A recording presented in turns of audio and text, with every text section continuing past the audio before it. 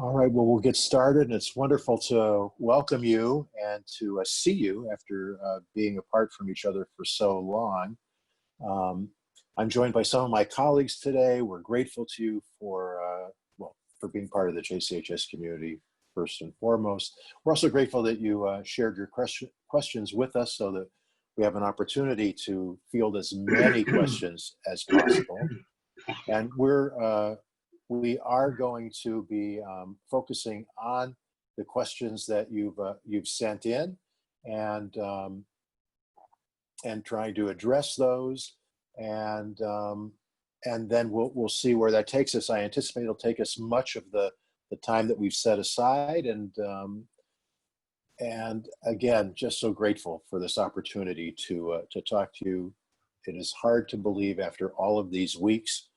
22 Shabboses being off campus, and all of these weeks that our first day of school is next week. Wow.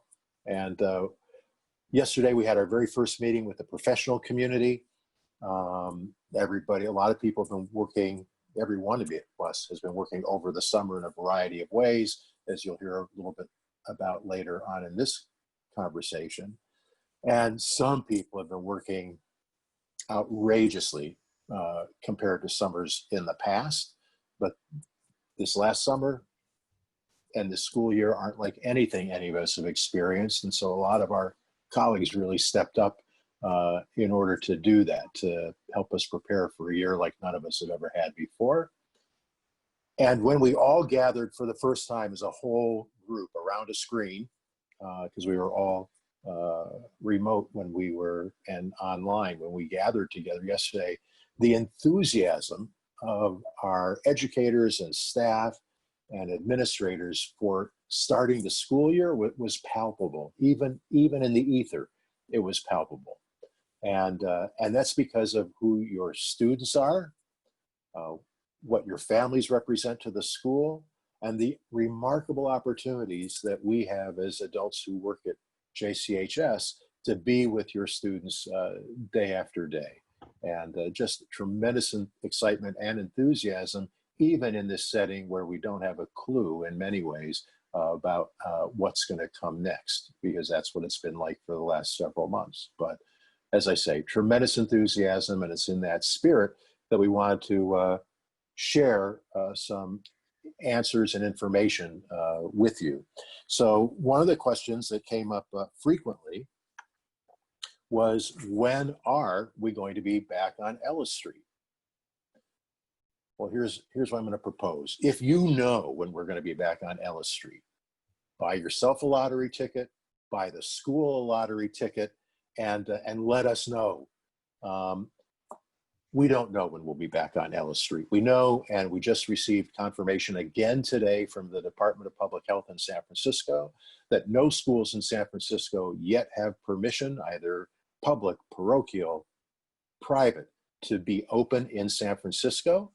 And they're monitoring the public health situation in all of the Bay Area, but in particular in San Francisco County very rigorously. And they'll let us know when we have permission to reopen. But once we have permission to reopen, we'll also be trying to determine whether it's safe for us to reopen. So we're going to hold and make a decision later when it's time to reopen, with your students' safety and welfare, the safety and welfare of our professional community, and your safety and welfare very much at the center of our decision making. We anticipate that we will be in this campus mode number 4, distance learning, at least through the first quarter. But if we're able to be back sooner, please know we want to be back sooner. And so we'll do everything we can. A number of questions also were about, well, when you're back, will this happen? And will this happen? And will this happen? So I want you to know a little bit about our planning process. We decided a little bit ahead of some of our peers to make a decision to commit to opening in a campus mode 4 in a distance mode at the start of the school year, precisely so we could focus our attention, effort, and energy, the attention, effort, and energy of our colleagues, our peers at the school, to prepare for starting the school year in the most robust, vigorous, and focused way online. And so there are a number of questions that you have, that we have, about what things will look like when we open campus again. I predict that it will be opening campus at a 50% density, meaning half the students on campus at a time, and with less frequency of time on campus. And I also predict that we will be implementing all the types of protocols you're seeing being implemented in places that are taking good care of each other as a community. Social distancing, mask wearing, hand hygiene, and trying to limit the amount of time that people are mixing with each other. That will be our practice as well. And the questions about transportation and about food service will also need to follow the guidance that we're given from public health authorities. Speaking of which, just as you are dispersed and live all across the Bay Area, over 6 counties, that's our school. And so while we have to follow the guidelines of the Department of Public Health in San Francisco, we also are attending to and being mindful of the protocols and the requirements of departments of public health in all the 6 counties where our families come from. It's complex. We're up to the challenge, and again, we're grateful to be your partners in trying to sort it out. But I know that a number of questions were about some of the specifics that we're not yet able to address, but just know what our thinking is about that. Let me introduce the folks who are going to be on the call with you today, so that there'll be the different voices that you're hearing, and I'll invite them to unmute themselves and to say hello. Michael Brody, the Assistant Head of School. Hi, great to see you all. Lauren Cook, our Dean of College and Gap Year Advising. Hello. Thank you for all of you signing up for SCORE that have been getting my emails. And then our Dean of the Junior and Senior class, one of our Deans of Students, Rabbi Dean Kertesz. Dean?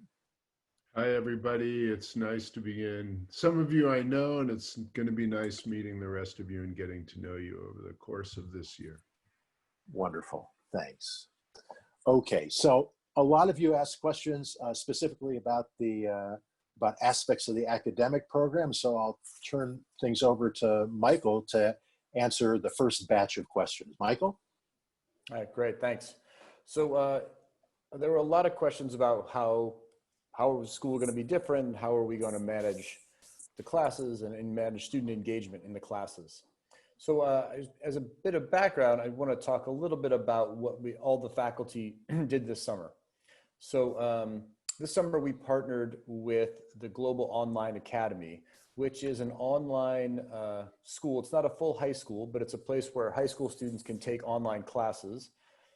And it started at Lakeside Academy in Seattle and was spun off into its own standalone organization. And it's a place where it's for independent schools and international schools. So there's kids from all around the world who take their classes, and they're really considered to be the leader in online education in independent schools. So not only do they offer these classes, they also offer professional development for independent school teachers to learn about teaching online.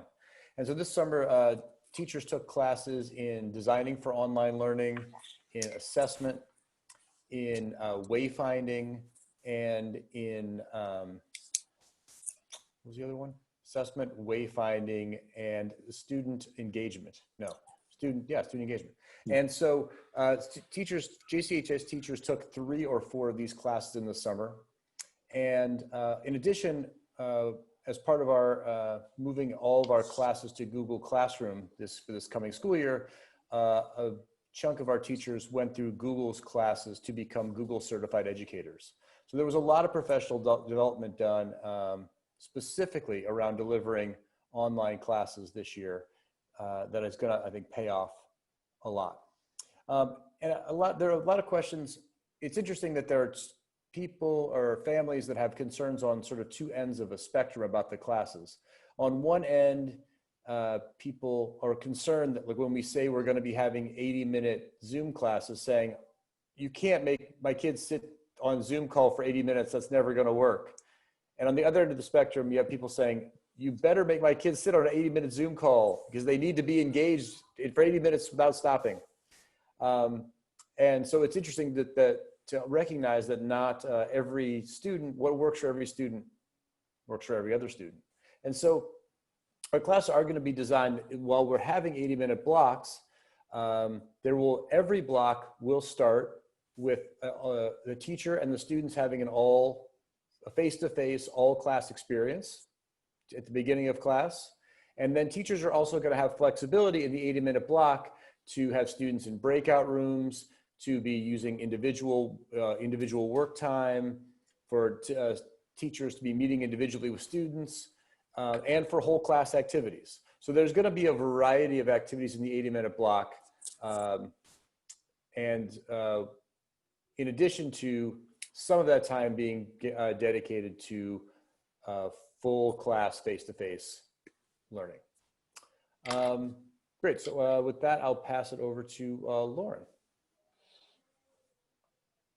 So it's no surprise, since many of you just beginning the college adventure with your students, that there weren't a lot of questions around this, which is great. And that's fine at this point. And some of you have already been through this with another child. So I will just say the one thing I had was about if the college process will be different this year for juniors. And what I know in this moment, in terms of the fall, where we're going to have a lot of things remote, the biggest difference in this moment is that colleges would typically come to JCHS and start talking with juniors in person, and that won't be happening this fall. Most colleges are not traveling for obvious reasons, and we're not open. So what we are going to do is have virtual college visits.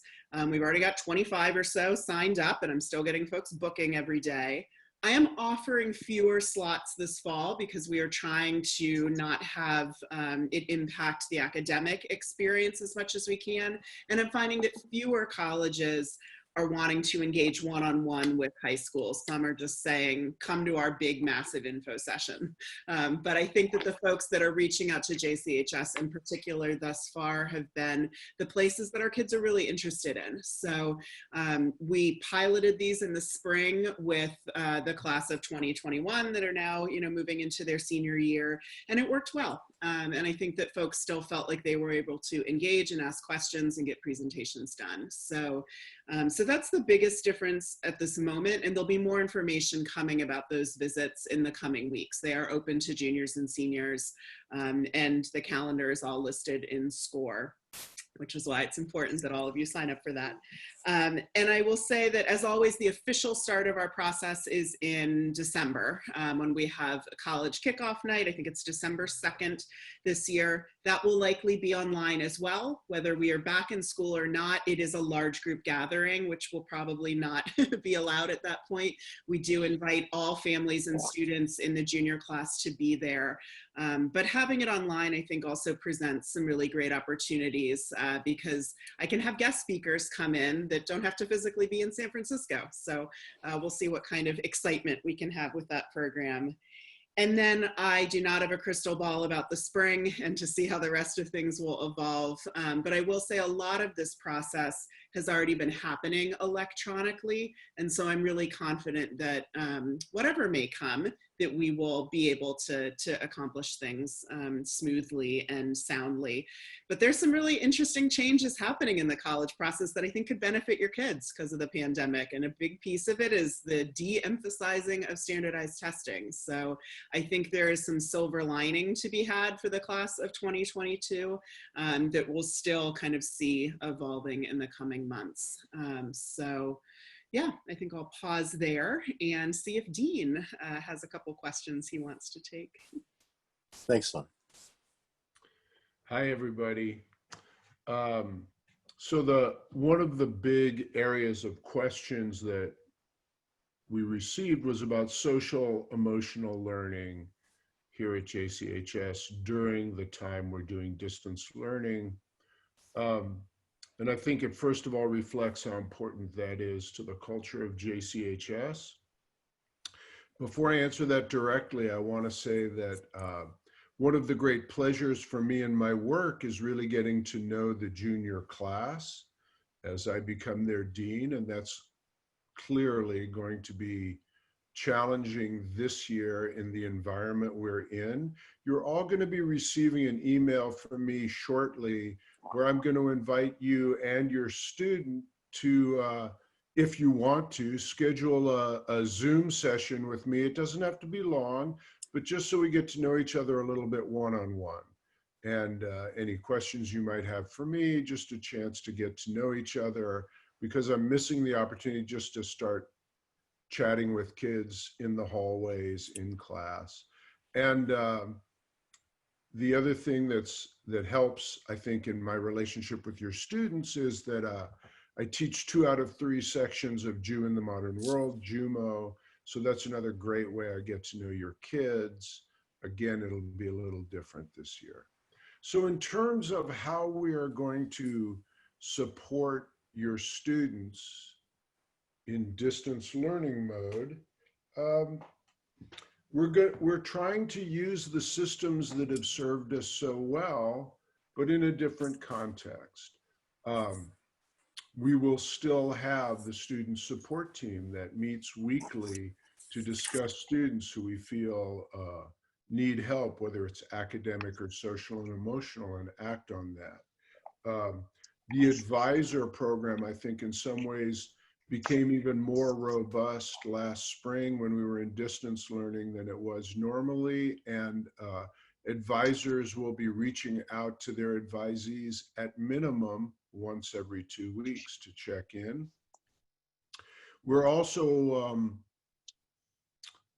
advising, I'm not sure is the right word, but what we're really emphasizing for teachers to begin class with a little bit of social connection with their students, checking in, how are they doing, before they transition to academic work, so that we get a sense and we can get feedback on where students are at.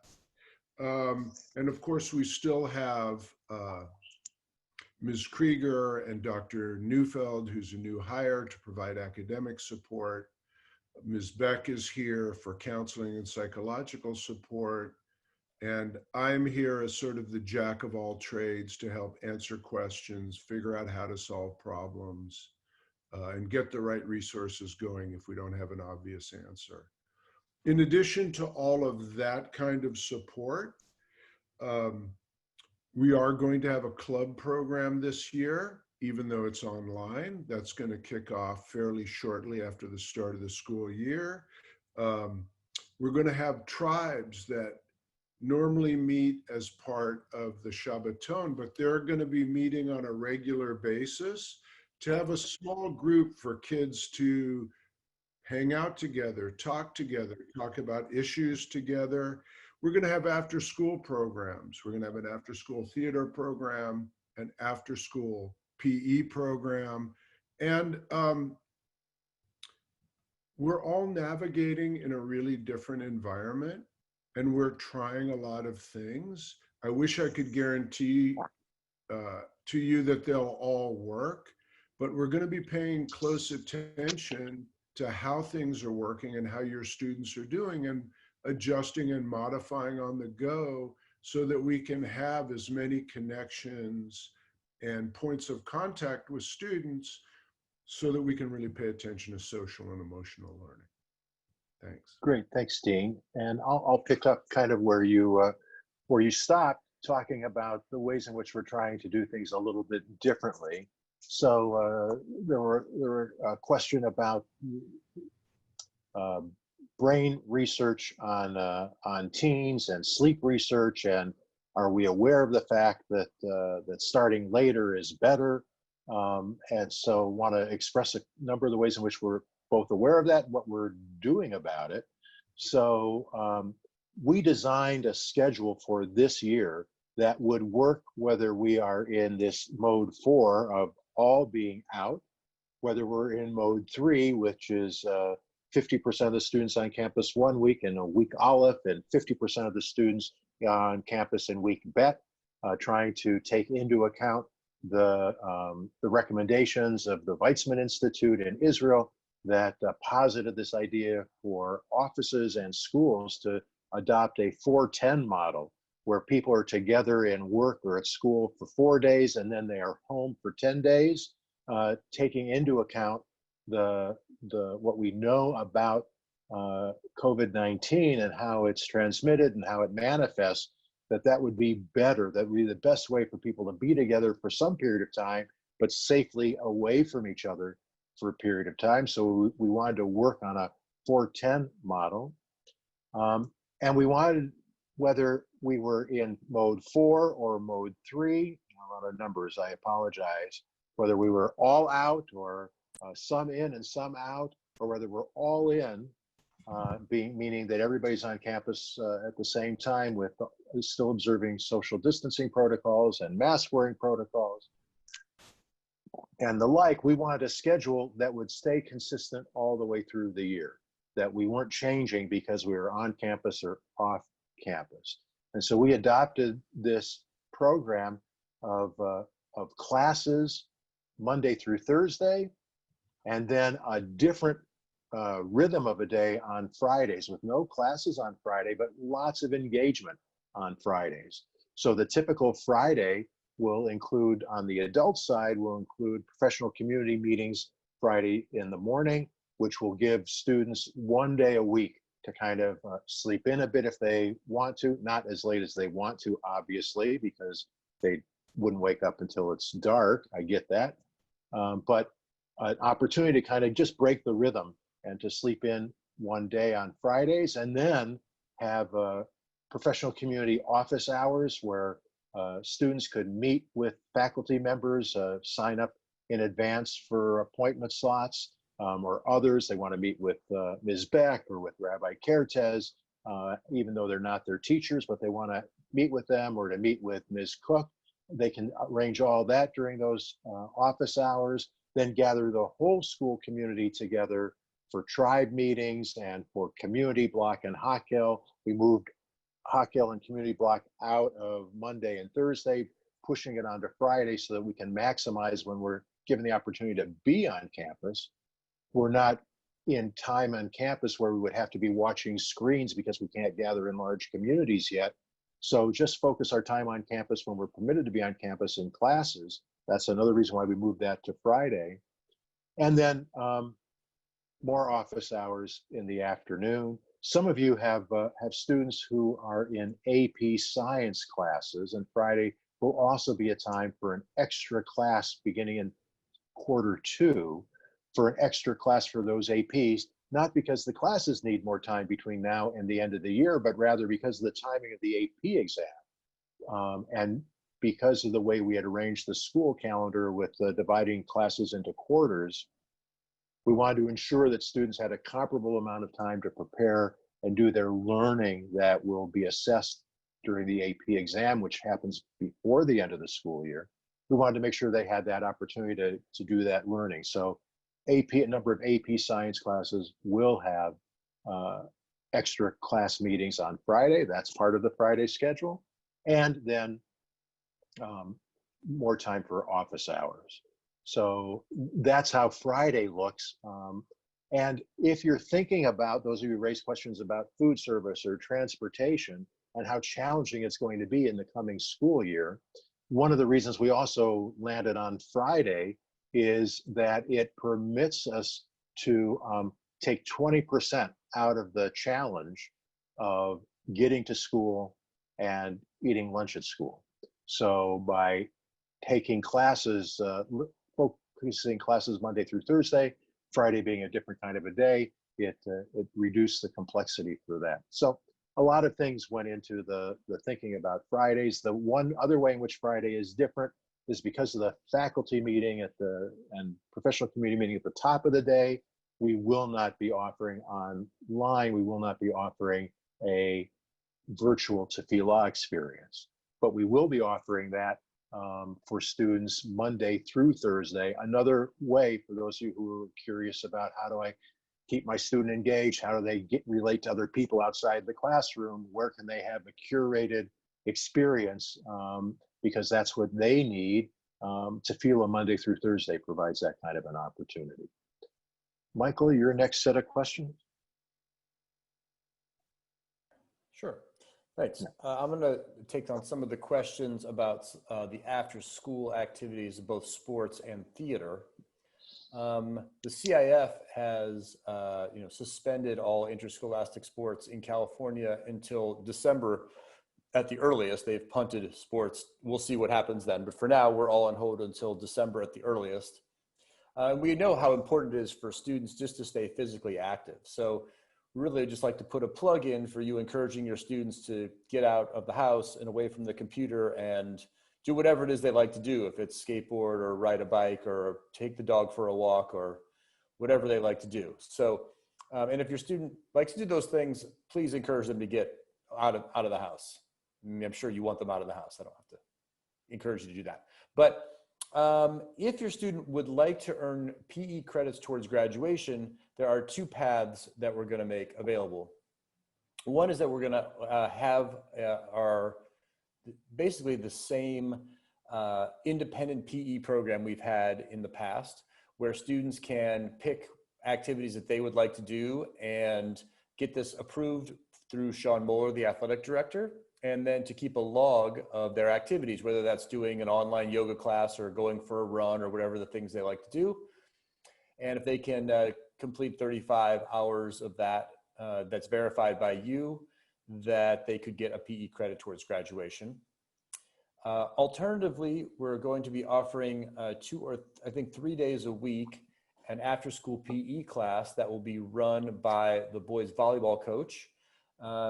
And for students who attend a certain percentage of those classes, they can also earn a PE credit. So there are some ways if a student needs 3 PE credits to graduate. So that's either every time they play a team sport for a season, that's a credit, and then independent PE or taking these PE classes could also earn them credits.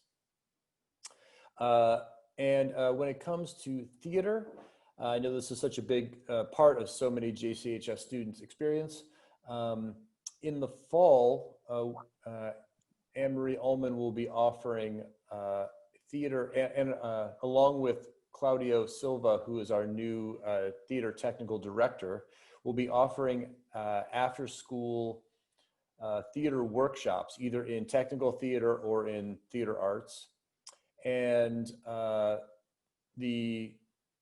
if there's enough interest in that, the hope is that there'll be enough interest in that, and that the students who do that will form the basis for a theater group who will do a winter production. So there won't be a fall production. There will be these after-school theater workshops, and that will build towards a winter production. We're not sure what form that will take yet. It might be a Zoom production like we did last spring. It might be more of like a radio broadcast or a podcast type of acted experience.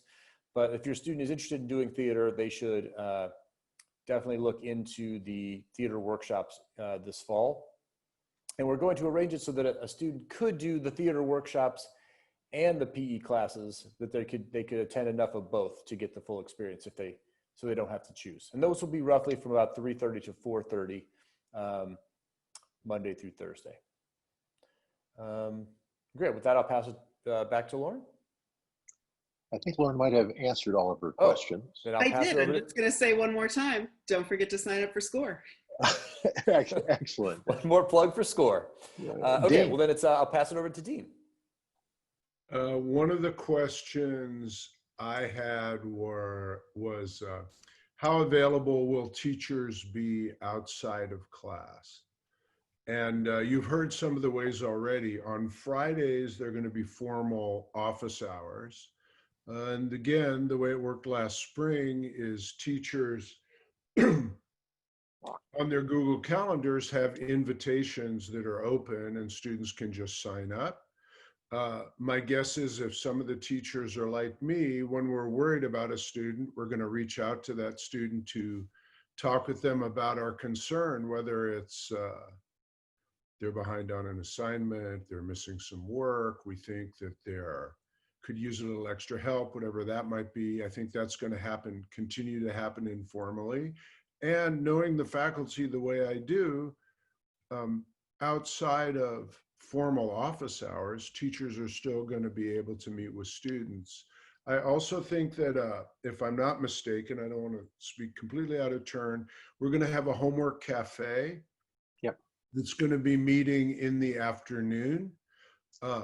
It'll be staffed by different members of the faculty and our educational support team. And it's going to be a place where students can do their work with faculty there to assist them. And that's going to be every afternoon, Monday through Thursday. So those are some of the ways that teachers will make themselves available. And I'll stop there. All right, great. Thanks, Dean. I want to take a number of questions that came in the form of curiosity about numbers and see if I can link them all together, even though the questions, other than having a number in the answer, don't connect with each other. So one is our commitment to student support and learning support.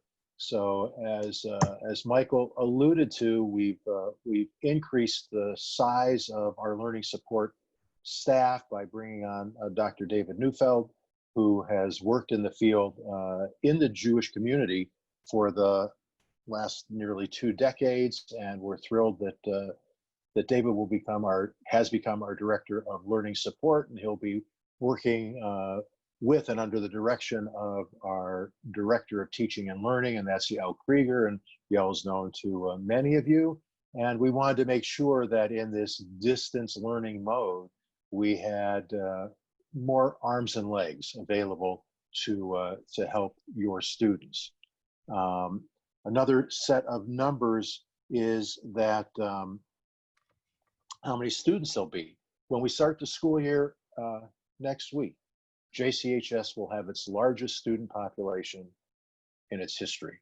We'll have 190 some students, and we're thrilled about that. And we're thrilled and grateful that you and other families have been so positive in reinforcing with your friends and with family members and people you know in the community what kind of an experience a student can choose or a family could choose to have at JCHS.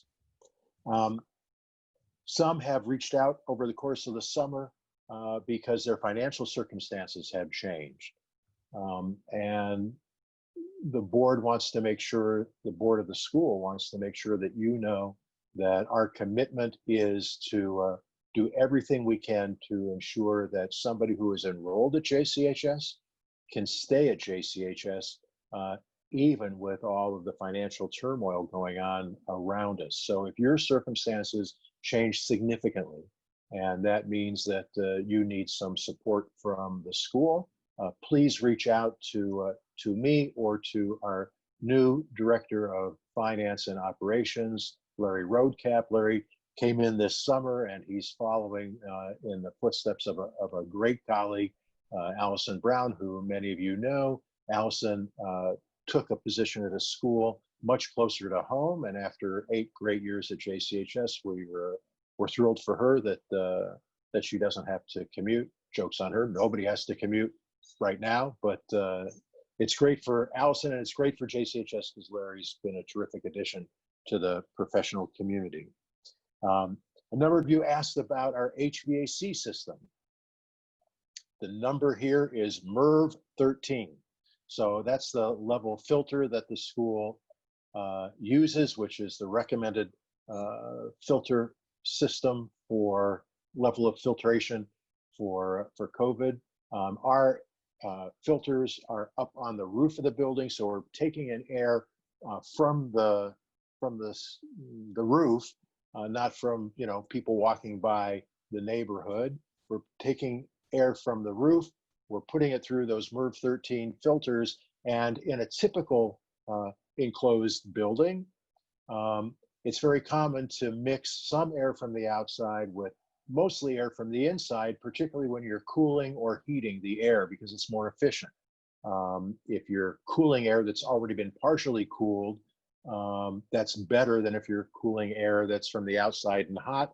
But we've switched it over and we're doing 100% air from the outside is being pushed through the building. It's being cooled or heated and then pushed through the building. And a number of people have commented, well, but I've sat in some of those rooms at JCHS. I don't feel the air moving. And so I know it's a lousy ventilation system. Well, in fact, that's not true. Well, okay, what I've been told. You know, I only learned how to pronounce the word epidemiology like 2 months ago. And now I have to be an expert in all these words around HVAC, heating, ventilating, and air conditioning. So when a building is designed, the consultants that we've turned to who do this work, when a building is designed to be an enclosed building, you are not meant to feel the air moving. And air is moving anyway, and it's being circulated through the building. Well, in our case, it's being circulated up and out of the building, and new air is being brought in. And so that's what's happening in our building as well. You don't feel the air moving, but it is actually moving at a level at which you don't notice it. So that's how we've addressed the ventilating HVAC. And then the other thing I just want to mention by way of numbers, you saw that in the survey we sent you that you used to give us questions. We asked the question about your students' social online etiquette and their ability to respectfully engage online with teachers and with others. And your responses about your students were that 96% of you felt your students either you strongly agreed with the statement that your students were able to do this, or very strongly agreed with the statement. Most of you very strongly agreed with the statement. When we asked students the same question, 96% also said they felt strongly or very strongly that they could do it. The difference is that parents thought their students were able to do it very strongly at a much higher percentage than students said very strongly. And so just a good opportunity, kind of opened my eyes to the fact that sometimes we and our students see things differently from each other. And it's all good because everybody agreed with the statement, but you might have a different view of what your student is prepared for in the coming year than they have. And feel free, I'm going to encourage you to check in with your student and have conversations with them about how prepared they're feeling and what you can do to support them, just as we're having conversations with them and asking them directly, what can we do to be supporting them? Okay, Michael, any other questions from you, for you? Yes, was a question about the drop add period. So first, there will be a drop add period for classes. I don't have the dates at my fingertips, but it will be shorter than in the past because the classes themselves are being compressed, are going to be moving twice as fast because students will only be taking half the number of classes. So the drop add window will be narrower than in the past. I know that some people have concern will taking 4 classes in this compressed schedule like be too much. So there will be an ability to drop a class, but a typical student at JCHS takes 7 classes in their junior year. So going down to 6 classes in the junior year could potentially put a student off track to graduate. So we'd want to be really careful about making that decision. It's possible there are other ways that if it really truly is too much, it would be possible perhaps to take a class in the summer or to take an extra class, I guess, senior year, but it wouldn't just be a casual decision to go down to 6 classes. We need to really have a talk about that. The other question was about whether or not the way that that parents will be able to keep track of their students missing work. And this is I think going to be one of the real benefits of moving to Google Classroom is that there are several mechanisms that make it very easy. One is that when work is turned in through Google Classroom, it's when students turn it in, it automatically, you know, flips from red to green, the sort of status of the assignment. And as opposed to in the past where teachers had to get the work in and then they had to manually change that. And so there was often a lag, or the student would tell you they turned it in and the teacher had it, and did they? And so anyway, that will all be eliminated. And we're looking at a Google extension right now that we could potentially use, that would either, one of two things, either that will allow parents to look in really easily or send automated reports out to parents. So we haven't decided which way to go yet, but there are several options through Google Classroom for reporting home that I think will make it much clearer and simpler for parents to keep track. Right, and I Dean? think, Oh, Dean, that do you it? have any more questions? Otherwise, I'll take us home. You're muted, Dean. Thank you. I have to unmute myself. I just want to remind everybody to sign up for SCORE, but besides that, one of the questions I got or that we received was, what are teachers doing to deal with student fatigue and focus? And I think Michael actually gave a partial answer to that on the technology side, which is, I think it will be much easier for you working with your student to see when they're up on their work and when they're not. And I want to say that, you know, we're partners with you in the education of your kids. And so as a teacher, I'm always trying to monitor, and I'm speaking as a teacher for my colleagues, I'm always trying to monitor where students are at any given time. Only it's harder when what I see is a small square on a screen rather than really getting a chance to interact with the kid. This is where we're going to need your help. You know, if you see your kids struggling, or you note frustration, or they're not who they normally are, don't hesitate. Reach out to us. Call me. Call their advisor. Let us know your concerns so that we can work together to find out what's going on. Teachers will do their darndest, but we need feedback from you too. So I think that, you know, some of the metrics for monitoring this are work completion. That's a simple, easy one, but other ones are mood, how they're talking about school, the pleasures they get in school. I mean, I know it's not always a pleasurable experience for teens, but anyway, those sorts of things. So I'm really inviting you to work with us and be our partner. So together, if there's an issue of fatigue and focus, we can figure out how to address it together. And I'm going to turn it back over to Michael on that one. Looked like you had your finger. I did. I just got a new question through the chat. That, unless Howard, if maybe I could just jump in, because I know we're getting close to the end. And then we'll wrap up. So there was a question about learning support for students with learning differences. And one of the things that we found last spring, I mean, in some ways it's not surprising, but that some students with learning differences thrived in the distance learning environment, and some found it just compounded their challenges. So there was really, because all learners are different, people had different experiences. But if your child has a learning plan, I think it's more important than ever to be in touch with learning support about it.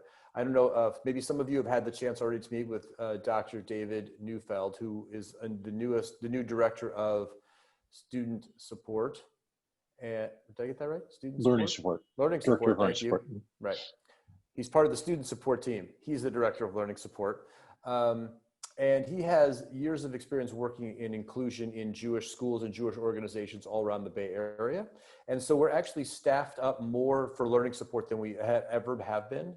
So it's really more important than ever to take advantage of those resources and to either to have sometimes to start with a family meeting is a great idea with someone like Dr. Neufeld, or sometimes including the student in the first meeting is a good way to go. It sort of depends on what works best for your family. But I think being in contact with learning support early and often is really your best strategy.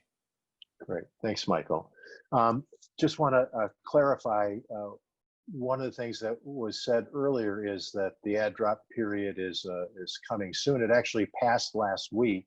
And so if you're feeling as if there needs to be an add drop situation for your student, please contact Michael immediately. Okay, Michael? I think the drop period is still open. So someone can Got still, it. if you have 8 classes and you're trying it out, you can still bail. But I think it's too late to add anything. That's correct. Got it. Great. Yeah. Thank you. So, because one of the things we had to do was to be prepared to manage class size when we're able to be back on campus, but that meant with social distancing, reducing the number of students in classes. And so we have less elasticity around class size than we've had in prior years, because we've had to manage to a lower number of students in particular classes because of room capacity with social distancing. I think you heard from my colleagues and from me how important it is that we keep this relationship open, positive, constructive, and going. The relationship means everything to your students in terms of their learning. And I was reminded of that in last week's Torah portion, which had a number of passages that dealt with the manna that fell from the skies and nourished our ancestors in the wilderness over their wilderness wanderings.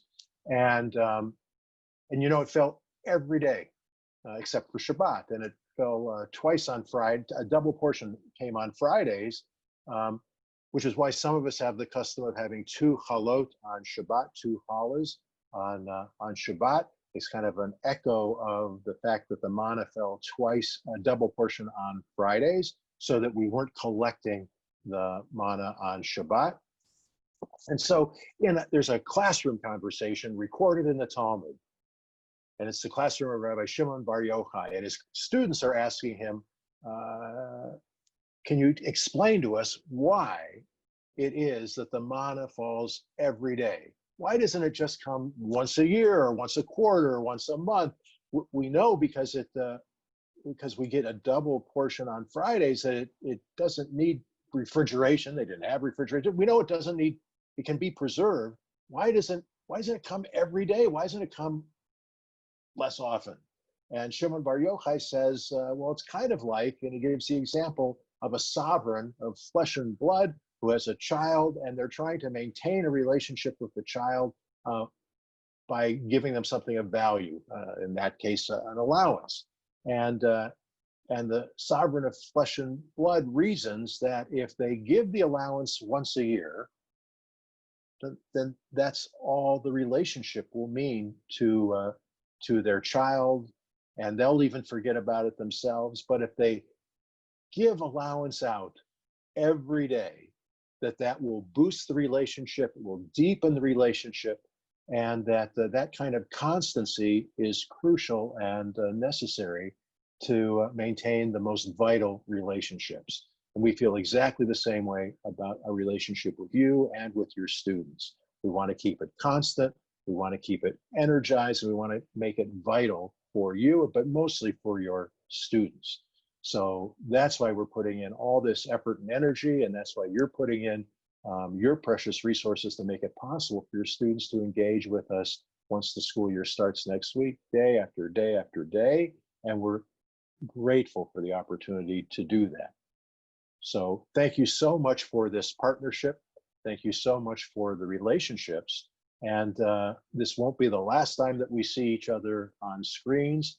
And it doesn't need to be the last time you ask questions either. So if you have any questions of any of us that you thought, oh, I wish we had asked about, or I'm still wondering about, or the way they answered that question makes me think, just reach out to any one of us.